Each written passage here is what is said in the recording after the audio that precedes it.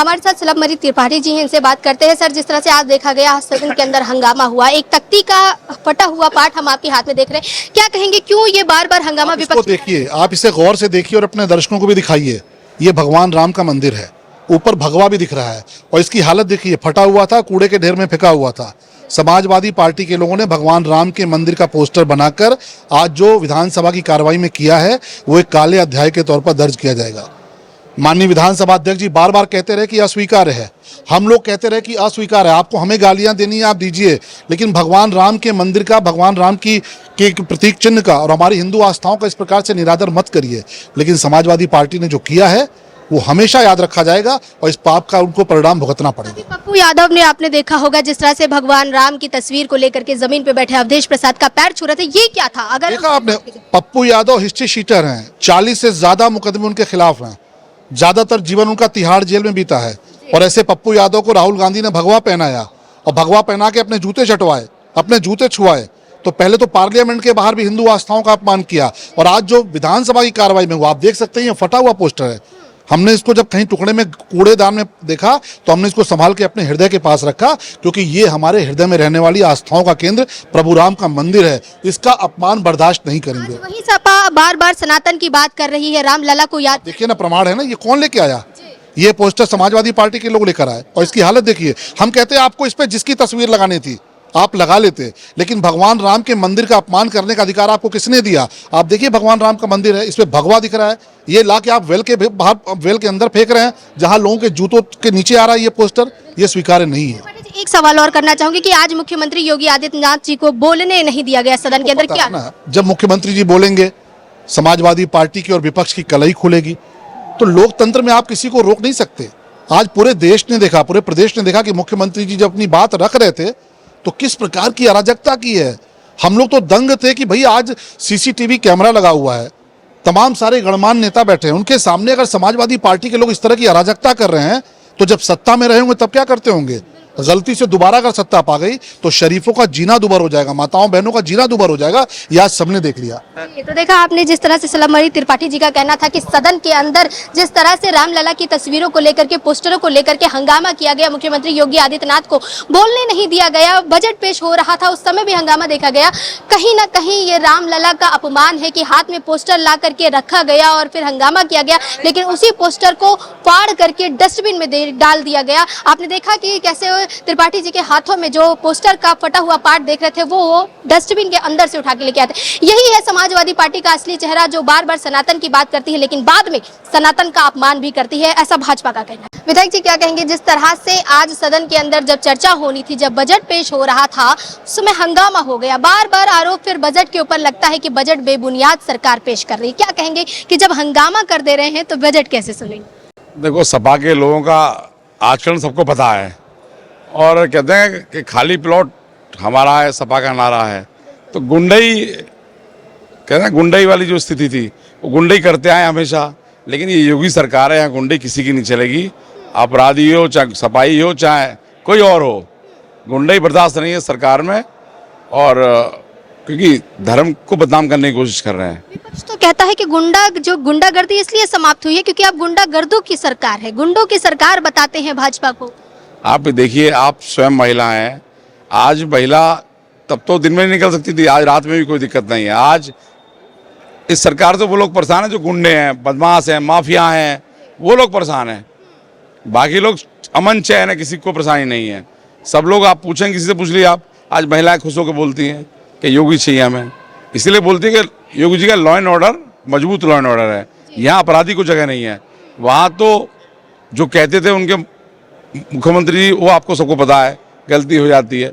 यहाँ कोई अपराधी के लिए जगह नहीं है सरकार में, कोई सही, एकदम लॉ एंड ऑर्डर सबके लिए काम करता है, कानून अपने आप काम करता है। आज अनुपूरक बजट लाया गया, क्या कुछ खास लगता है इस बजट में? क्योंकि कई बार सवाल उठते हैं कि बजट में ऐसा क्या खास? देखिए, ये जो सदन चलता है ये जनता के हितों के लिए चलता है, जनता के लिए चलता है। सरकारें जनहित के लिए होती हैं और जनता का हम किस प्रकार भला कर सकें ये हमारी जिम्मेदारी है। लेकिन सदन में आपको चर्चा करनी तो चर्चा करें, आप चर्चा भी नहीं करने दे रहे हैं, नहीं काम करने दे रहे हैं, तो इससे जनता का हित, ये मालूम पड़ता है कि आप जनता के हितैषी नहीं है। जैसा आपने पहले किया है अपने कार्यकालों में वही आप करना चाहते हैं।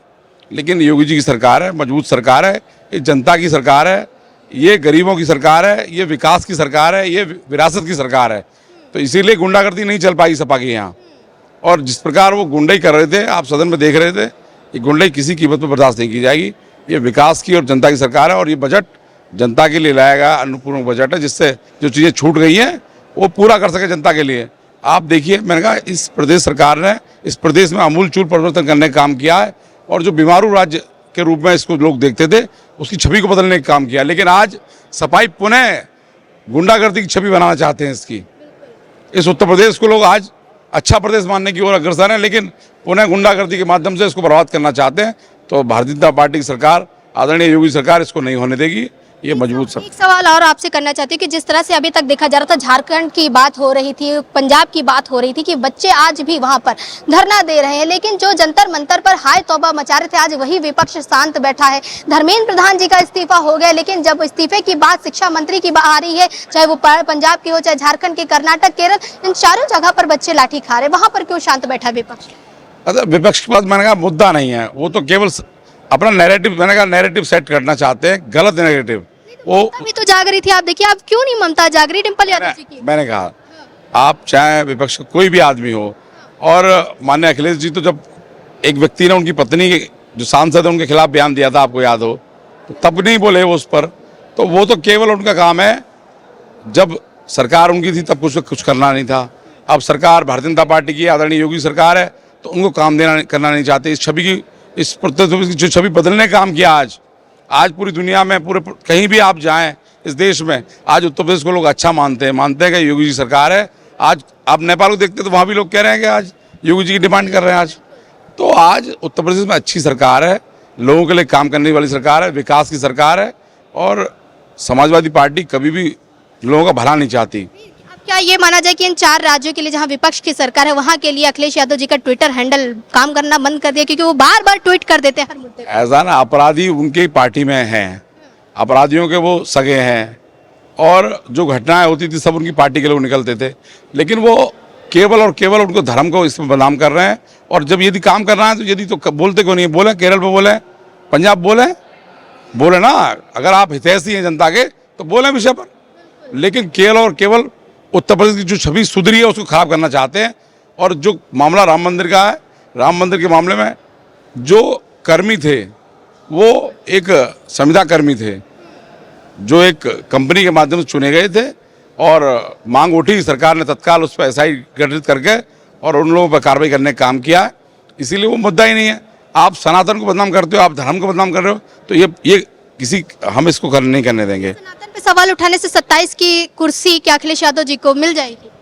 देखिए, भगवान राम को वो मानते नहीं थे, वो राम भक्तों पर गोली चलाने का काम करते थे, तो जनता ने उनको बाहर का रास्ता दिखाया, और वो सनातन पर इस तरह का प्रभाव करेंगे, क्योंकि सनातन सनातन का कुछ नहीं होने वाला। सनातन तो सदियों से चला आ रहा है, लेकिन जिसकी मानसिकता उनकी है वो मानसिकता उनको प्रदर्शित होती है केवल और केवल उनको सरकार के खिलाफ। जो बाहर के देश हैं जो सरकार को अस्थिर करना चाहते हैं, वो उनका सहयोग कर रहे हैं केवल। जो उनको लगता है कि भारत बढ़ रहा है, आज भारत की ताकत बढ़ रही है, भारत दुनिया में आज पहचाना जा रहा है। आज प्रधानमंत्री जो कहते हैं लोग उसको सुनते हैं, वो केवल भारत की सरकार को अस्थिर करने की कोशिश करना चाहते हैं, जो नहीं हो सकता। वो उनका एक सपना है, वो देखते रहे उनको। बुंदेलखंड के हमीरपुर के विधायक मनोज कुमार प्रजापति जी हमारे साथ है, चलिए इनसे बात करते हैं। सर, बजट की बात आती है तो हर बार विपक्ष कहता है कि बजट खोखला है भाजपा सरकार का। आज 60,000 करोड़ रुपए का बजट पेश किया जाना था, उस दौरान सदन के अंदर हंगामा देखा गया, योगी आदित्यनाथ जी को बोलने नहीं दिया गया। क्या लगता है कि क्यों बार बार इस तरह का हंगामा सड़क से लेकर संसद तक किया जा रहा है विपक्ष के द्वारा? पूरे देश में चाहे कांग्रेस पार्टी हो या दूसरे विपक्षी दल हो, सारे लोग इन 14 वर्षों में या 10 वर्षों में इन्होंने पूरे प्रदेश में कोई मुद्दा बना नहीं पाए। लोग जब मुद्दा नहीं बना पाए तो पीछे से आकर के दूसरे लोगों को आंदोलित करके आगे उनको करके यहाँ पर अराजकता फैला रहे हैं। जहाँ तक बजट की बात है, आप सब जानते हैं कि जब माननीय योगी आदित्यनाथ जी ने यहाँ की सरकार को संभाला था, प्रदेश किस पायदान पे था। आज हम लोग कितने ट्रिलियन डॉलर की इकोनॉमी पे आकर खड़े हुए हैं। यही हाल हमारे देश का भी है। तो ये इनका विकास से कोई सरोकार नहीं है। आप सब जानती हैं, यह जो सत्र था प्रदेश के लोगों की भलाई के लिए तमाम सारी योजनाएं उसमें आनी थी, तमाम सारे विधेयकों में चर्चा होनी थी। विश्वविद्यालय से संबंधित विधेयकों में चर्चा होनी थी, पर्यावरण संरक्षण से संबंधित विधेयकों में चर्चा होनी थी, स्टाम्प से संबंधित विधेयकों में चर्चा होनी थी। किसी विषय पे उन्होंने चर्चा नहीं की। उसके उलट तमाम सारे हमारे नेताओं की फोटो लेकर के उनके साथ अभद्र व्यवहार, अभद्र टिप्पणी, उनको फाड़ना, उनको उल्टा दिखाना, यह सब काम करने का उन्होंने किया है। जिस तरीके से समाजवादी पार्टी के लोग छात्र राजनीति करते थे और वहाँ पर विश्वविद्यालयों का जो माहौल होता था, गुंडागर्दी होती थी, उस गुंडागर्दी के माहौल में प्रदेश को झोंकने का काम करते थे। आज प्रदेश को पुनः एक काला अध्याय जोड़ते हुए समाजवादी पार्टी लोकतंत्र में उन्होंने काला अध्याय जोड़ने का काम किया है। ये अक्षम्य अपराध है उनका। कल एक सवाल खड़ा हुआ कि जब कल बांकीपुर से विधानसभा से नितिन नवीन हार गए तो अखिलेश यादव जी ने ट्वीट किया और कहा कि जो भगवान को नचाते थे भगवान ने आज उन्हें नचा दिया। क्या कहेंगे, ये भाजपा की जो हार है ये क्या साबित करती है और ये तंज कैसा? हमारी पार्टी लोकतंत्र में आस्था रखने वाली पार्टी है।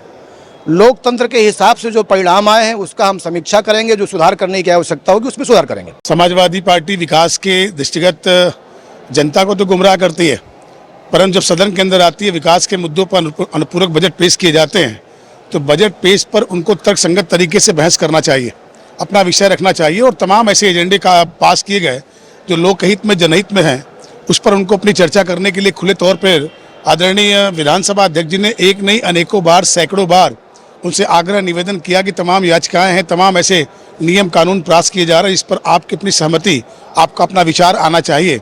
लोकहित और जनहित में विधानसभा के अंदर आए जितने भी प्रस्ताव होते हैं उस प्रस्ताव का सरोकार जनता से होता है।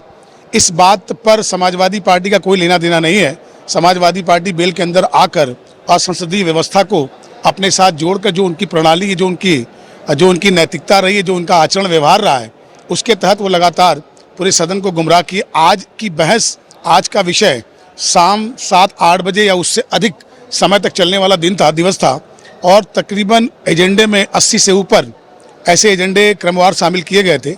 इस पर हर बिंदु पर कहीं न कहीं चर्चा होनी थी और वो चर्चा लोकहित में था, चर्चा कहीं न कहीं उत्तर प्रदेश के विकास को लेकर था।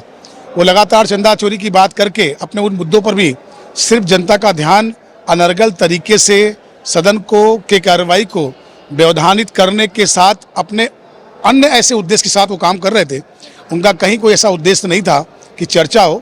विधानसभा अध्यक्ष जी ने कई बार कहा कि हम चर्चा के लिए तैयार हैं। माननीय मुख्यमंत्री जी ने कहा कि चर्चा कराइए, चर्चा होना चाहिए। आप बेल से बाहर निकलकर अपने डायस पे बैठिए और चर्चा करिए, जो मुद्दे उस मुद्दों पे बात की जाएगी। परंतु विपक्ष का कोई ऐसा लेना देना है नहीं। उनका एक उद्देश्य है एन केन प्रकारेण करके सत्ता हासिल करना और जनता को गुमराह करना। इसके अलावा कोई उनके पास एजेंडा नहीं है। इस तरह से चंदा चोरी को लेकर के इतना मुद्दा बनाया जा रहा है, क्या लगता है कि ये मुद्दा आखिर क्योंकि अखिलेश यादव एक ऐसे मुखिया रह चुके हैं जो कभी राम जी को काल्पनिक बताया करते थे, जो राम जी के ऊपर अभद्र टिप्पणी करवाते हैं और वही आज राम राम जप रहे हैं। क्या लगता है ये राम नाम अचानक से याद कैसे आ गया अखिलेश यादव? विषय अखिलेश जी का कुछ भी नहीं है। पीडीए का नारा लेके संविधान खतरे में है ऐसा बोल के उन्होंने लोकसभा में थोड़ा अचीवमेंट कर लिया और कहीं न कहीं जनता को गुमराह करने में सफलता हासिल कर ली। उसी का परिणाम निकला कि उनको भारतीय जनता पार्टी की लोकसभा की सीटों से 2 सीटें ज़्यादा मिल गई। अब उनके दिमाग में आया कि अनर्गल दुष्प्रचार करके हर चुनाव में कोई न कोई मुद्दा ढूंढकर हम अपना काम बना लेंगे। 27 सन्निकट है, 6 महीने बाद चुनाव होने वाला है। अब उनके पास कोई मुद्दा समझ में उनको आता नहीं है। चंदा चोरी के मुद्दे पर उन्होंने कहा चंदा चोरी का विषय अगर आएगा, अगर देखा जाए तो सबसे पहले FIR हुई तो किसी यादव के खिलाफ हुई। वो 3 लोग जेल के अंदर बंद है। उनका कहना था ठीक है कोई बात नहीं, चंदा चोरी का विषय है तो आप एक जांच करा दीजिए और जांच में स्पष्ट करा दीजिए कि हाँ चंदा चोरी में क्या सचमुच क्या है। सरकार चोरी तो देखिए दरगाह पर भी हुआ है। आप देखिए सरकार ने उनके उस विषय पर, हम दूसरों पे आरोप लगाने वाले दल के लोग नहीं हैं। हम संसदीय प्रणाली के साथ लोकतंत्र में जनता के हितों को ध्यान में रखते हुए विधानसभा कार्रवाई का हिस्सा बनने वाले लोग हैं। हम असंसदीय तरीके से, जैसे उन्होंने कहा चंदा चोरी कहाँ होगी, वो भारतीय जनता पार्टी कार्यालय में। अब हम लोग कहते टोटी चोर कहाँ मिलेंगे, तो समाजवादी कार्यालय में। फिर उनके और हमारे में अंतर क्या रहेगा? वो अपने गिरेबान के अंदर झांकते कम है, उन्हें विकास से कोई लेना देना है नहीं। सरकार ने सारे उनके मुद्दों पर SIT जांच वगैरह इत्यादि सब करा दी है, परंतु उनको इससे कोई लेना देना नहीं है। वो ढूंढ रहे हैं कि जनता को कैसे गुमराह कर 27 का विजन, जो उनका विजन जीतने का है, जिस पर वो जितनी सीटें उनकी विधानसभा में दिख रही है ना, आप देखिएगा, आप मेरी बात को याद रखिएगा। मेरा नाम रमेश जायसवाल है, मैं विधायक हूँ मुगलसराय से, काशी प्रांत का प्रांतीय उपाध्यक्ष हूँ, भारतीय जनता पार्टी का संघ का स्वयंसेवक हूँ। मैं आपको बड़े दावे से कह सकता हूँ कि उपचुनाव 2 हुए, उपचुनाव में कहीं न कहीं कुछ चीज़ें ऐसी चूक हो गई जिसकी वजह से समाजवादियों को लगता है कि अब तो ये 27 का चुनाव हमारे पक्ष में होने वाला है। जितनी सीट उनके पास है उस सीट का आधा भी बचा पाना उनके लिए मुश्किल, बहुत मुश्किल होगा। कल आप देखिए, कल जिस तरह से 2 उपचुनाव हुए और उसमें भाजपा की हार साबित हुई, तो कुछ लोगों का कहना है कि भाजपा की उल्टी गिनती शुरू हो गई। वहीं अखिलेश यादव जी एक तंज कस रहे हैं बांकीपुर विधानसभा को लेकर के कि जिन्होंने हनुमान जी को, भगवान को सड़क पर नचाया था, आज भगवान उसे नचा रहा है। नितिन नवीन जी के ऊपर ये तंज कसा गया। मैं आपको एक बात बताना चाहता हूँ कि ये लोकतंत्र है। इस लोकतंत्र में हम अपने नैतिक मूल्यों को सामाजिक सरोकार के साथ जोड़ते हैं और क्षेत्र के सर्वांगीण विकास और प्रदेश सर्वांगीण विकास के लिए अपनी नीति तय करते हैं। हम उस नीति के साथ विकास का कार्य कर रहे हैं। उस कार्य में कहीं न कहीं 3 सीटें उपचुनाव की हुई, 1 सीट हम लोगों ने जीती, 2 सीटें अन्य के खाते में गई। और निश्चित तौर पे आपका ये कहना कि राष्ट्रीय अध्यक्ष जी का जो सीट था वो हम हारे हैं। आपको मैं बता दूं, ये हमारे लिए अगर ये ऐसी घटना घटी है तो कहीं ना कहीं हम इससे चेतना में रखेंगे और कहीं जो चूक हुई उस चूक को स्वीकार करते हुए उस पर पूरी तरीके से हम लोग उस चूक को समाप्त करेंगे। आने वाले समय में हम सारे लोग पूरी तरह तैयारी के साथ उतरेंगे मैदान में। और कहीं ना कहीं अखिलेश यादव जी का जो कमेंट था, जिस तरह से उन्होंने तंज कसा कि भगवान को नचाने वाले को भगवान ने नचा दिया, क्या कहेंगे? ये तंज इसके ऊपर क्या? मैंने आपको पहले भी कहा है कि अखिलेश यादव जिस दल से बिलोंग करते इसके राष्ट्रीय अध्यक्ष हैं, वो राष्ट्रीय अध्यक्ष जरूर हैं, मगर आप देखेंगे तो प्रांतीय स्तर की पार्टी उनकी है और राष्ट्रीय अध्यक्ष वो अपने को बनते हैं। उनसे कोई सरोकार नहीं कि जिस भगवान को वो मानते हैं उसके खिलाफ भी वो कुछ बोल सकते हैं। कारण इनका क्या? उनका एकमात्र कारण है, उन्हें सत्ता चाहिए कुर्सी उनको, चाहे जैसे भी मिले। इस नाते उनके लिए भगवान वगवान का महत्व कुछ नहीं है। भगवान का महत्व तो वो सनातनी को लिए है जो सुबह उठते हैं और भगवान के पूजा पाठ के साथ अपने जीवन की शुरुआत करते हैं और रात को सोते हैं तो भगवान का नाम लेकर सोते हैं कि अगला सुबह हमारे लिए श्रेयस्कर और अच्छा हो। ये उनके लिए जो सनातन को मानने वाले लोग हैं, इस सत्ता के लोलुपता के साथ अपने जीवन और अपने को राजनीति के साथ जोड़ रखे हैं। सारी जनता जानती है उत्तर प्रदेश के अंदर, मैं ये नहीं कहता कि चीता जब लंबी छलांग मारता है तो 2 कदम पीछे चलता है। मैं यह बात इस चुनाव को लेकर नहीं कहना चाहता, बस इतना मैं जरूर करूंगा कि हार को हम लोगों ने स्वीकार किया है और कहीं ना कहीं हम लोगों के व्यवस्था में कुछ कमी रह गई थी, जो कमी को दुरुस्त करने का अवसर मेरे पास है, हम लोगों के पास है। इनकी कोई भी संभावनाएं पूर्ण नहीं होंगी। 2027 में फिर सरकार बनेगी, योगी जी यहाँ के मुख्यमंत्री बनेंगे। धन्यवाद विधायक जी। तो देखिए, जिस तरह से विधायक रमेश जायसवाल जी का कहना था कि जब सवाल उठ रहा था बजट के ऊपर, बजट जब पेश हो रहा था उस समय हंगामा देखा गया। विधायक केतकी जी हमारे साथ है। मैडम, क्या कहना चाहेंगी? अनुपूरक बजट आज पेश हुआ है, जिस तरह हंगामा देखा गया, मुख्यमंत्री जी ने पहले ही बता दिया था कि गरिमा बनाए रखे सदन की, क्या लगता है? गरिमा और समाजवादी पार्टी ये दोनों अपोजिट पोल हैं, ये एक साथ नहीं रह सकते। ये अगर सड़क पर भी रहेंगे तो आप इनके चरित्र से पहचान जाएंगे कि ये किस पार्टी के हैं, और सदन में तो आज इन्होंने दिखाई दिया कि ये किस पार्टी के हैं। तो जो इनका चरित्र है ये हर जगह दिखाते हैं। जो बजट था ये महिलाओं के लिए भी था, जवानों के लिए भी था। क्या लगता है कि बार बार सपा कहती है कि हम महिलाओं का साथ देते हैं, महिलाओं की बात? देखिए, ये महिला विरोधी, नौजवान विरोधी, रोजगार विरोधी, किसान विरोधी ये लोग हैं और इसीलिए जनता इनको लगातार नकार रही है। ये अब भी नहीं चाहते हैं 2027 में जनता इनको फिर नीचे धरातल पर लेकर आई। रामपुर के विधायक आकाश सक्सेना जी हमारे साथ है, चलिए इनसे बात करते हैं। सर, क्या कहेंगे कि बजट की जब बात हो रही थी, आज बजट पेश हो रहा था, उस समय हंगामा देखा गया सदन के अंदर, क्या कहेंगे कि ये हंगामा आखिर क्यों बार बार देखा जा रहा है? देखिए, विपक्ष पूरी तरीके से बेनकाब है और जिस तरीके की हरकतें विपक्ष ने आज की हैं उससे पूरी तरीके से जो जनता है उसमें ये मैसेज बड़ा क्लियर है कि विपक्ष को सिर्फ ये फालतू के मुद्दे चाहिए।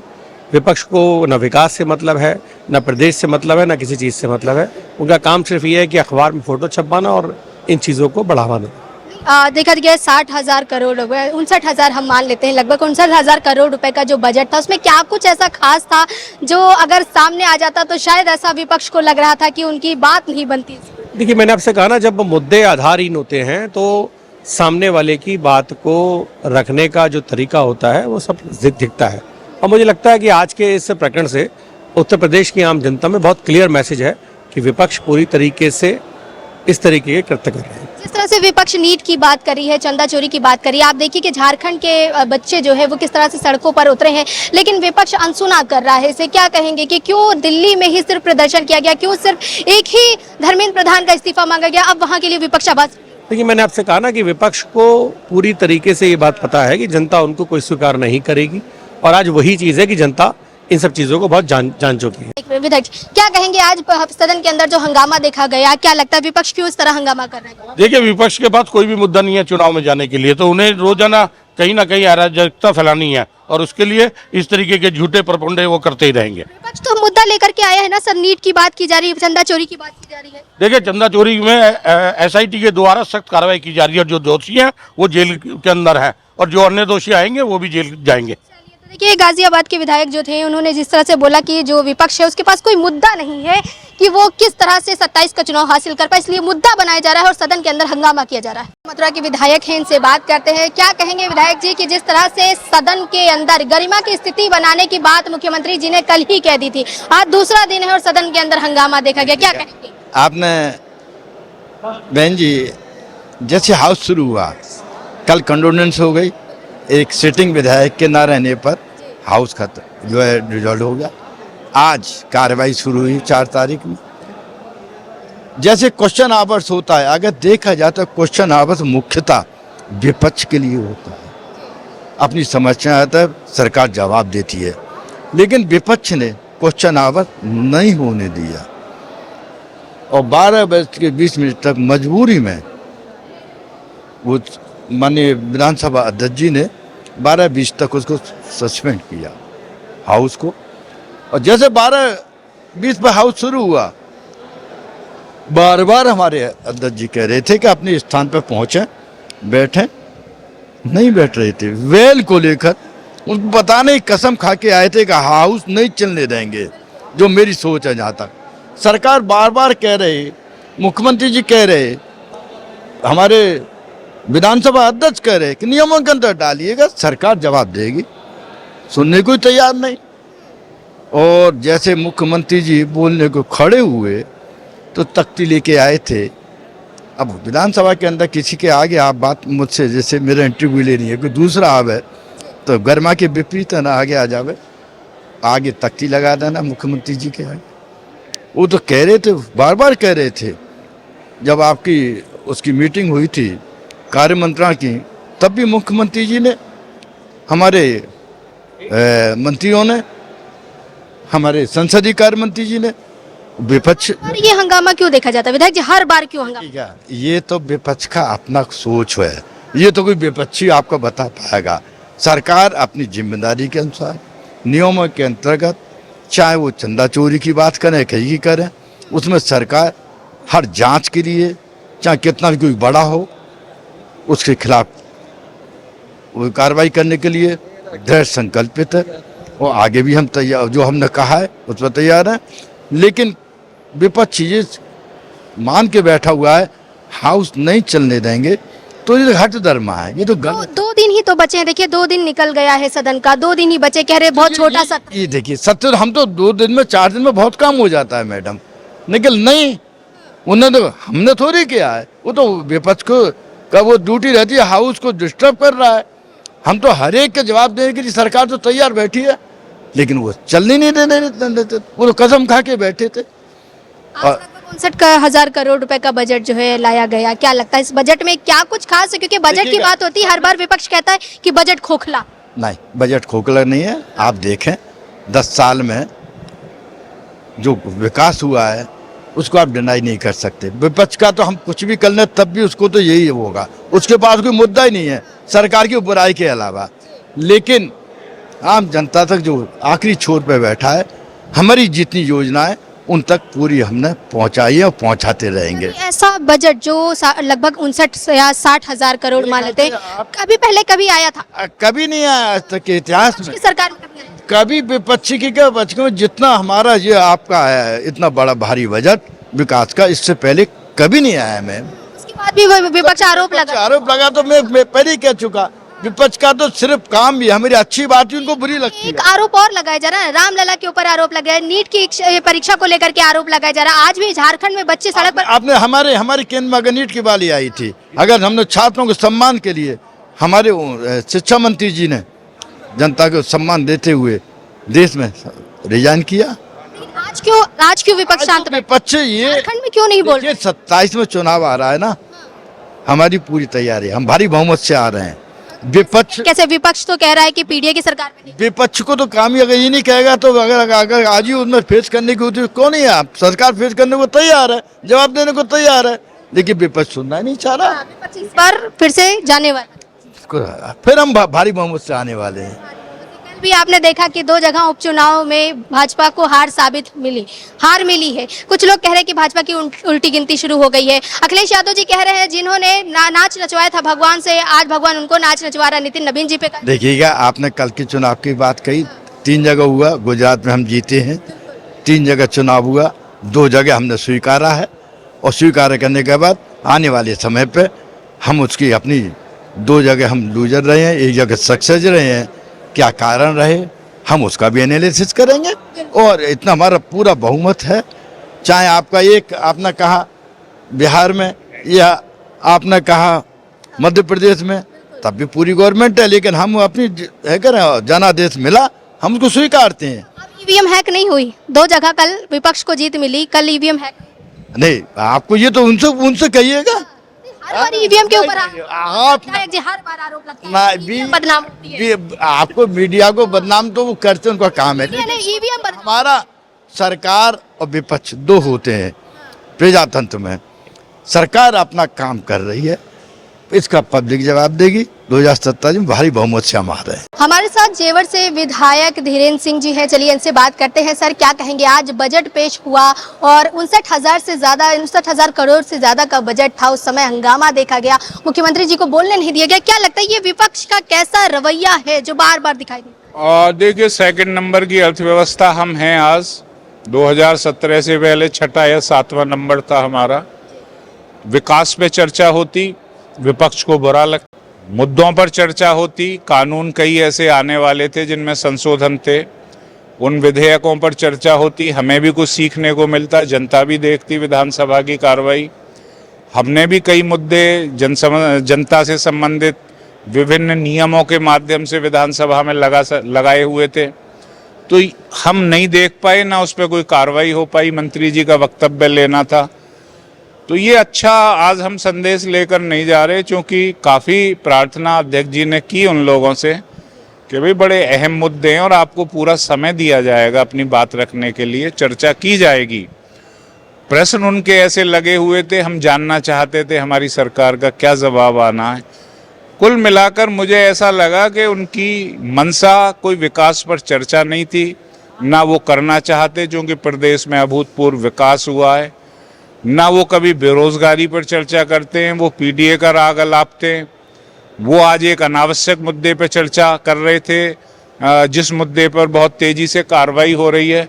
तो ये सिर्फ और सिर्फ लोगों का ध्यान भटकाने के लिए वो उस समय को भूल गए, क्योंकि मुख्यमंत्री बोलते तो याद दिलाते 2017 से पहले जो भी उद्योग धंधे थे वो कैसे उत्तर प्रदेश छोड़कर अन्य प्रांतों को भाग रहे थे। आज चर्चा इस बात पे होती कि उत्तर प्रदेश को कैसे देश का सबसे बड़ा कनेक्टिविटी वाला प्रदेश बनाया गया है। आज चर्चा ये होती कि जेवर एयरपोर्ट के माध्यम से इस प्रदेश के विकास की इबारत कैसे लिखी जा रही है। तो इन्हीं मुद्दों से ध्यान भटकाने के लिए विपक्ष ने सुनियोजित तरीके से आज विधानसभा की कार्रवाई को बाधित किया और लोकतंत्र की जो एक सभ्य परंपरा है उसको तार किया। तो एक विधायक होने के नाते हम जिस मकसद से यहाँ आते हैं और वो मकसद पूरा ना हो पाए, तो मैं तो आज बेहद कष्ट में हूँ और मैं बड़ी तैयारी से आया था कि बहुत सारे मुद्दे अपने क्षेत्र के रखूँगा, लेकिन अब मैं खाली वापस जा रहा हूँ। कल देखता हूँ क्या होता है। आपने कहा कि जेवर एयरपोर्ट बना, गंगा एक्सप्रेसवे की बात कर ली जाए, लखनऊ कानपुर एक्सप्रेसवे या प्रेरणा स्थल की बात की जाए, 4 फ्लाईओवर लखनऊ में बने, उसके बावजूद भी विपक्ष कहता है कि विकास नहीं हो रहा है, सिर्फ उत्तर प्रदेश में विनाश हो रहा है। क्या कहेंगे कि ये आरोप क्यों लगाया जा रहा है विपक्ष के? देखिए, विनाश उनके समय में होता था, पुरानी सरकारों के समय में। मैं अपने जनपद गौतम बुद्ध नगर की बात करूं, पहले वहां लाठियां पड़ती थी किसानों पे, उनकी ज़मीनों को छीना जाता था। आज मुख्यमंत्री विकास के लिए खुद अपने घर बुलाकर किसानों से वार्ता करते हैं, उनकी मांगों को मानते हैं। पहले उद्योगपति भाग चुके थे हरियाणा और राजस्थान या फिर साउथ इंडिया में उत्तर प्रदेश को छोड़ के। आज कानून व्यवस्था का राज है तो वो लोग आ रहे हैं। विपक्ष अपने समय को भूल रहा है, जब मथुरा की सड़कों पे गुंडागर्दी होती थी, जब वसूली की जाती थी। मेरे जेवर में 2017 से पहले 35 लूट की घटनाएं यमुना एक्सप्रेसवे पर हुई, जहां दुराचार भी किया गया महिलाओं के साथ। तो वो उस चीज को नहीं भूलते। आज उन पर चर्चा होती और मुख्यमंत्री बताते उन्हें कि पहले प्रदेश क्या था और अब प्रदेश किस तरीके से तरक्की कर रहा है। इन्हीं सब चीज़ों से ध्यान भटकाने के लिए आज विपक्ष ने ये नाटक किया जो शर्मसार करने वाला है और लोकतंत्रीय परंपरा के अनुकूल नहीं है। धन्यवाद।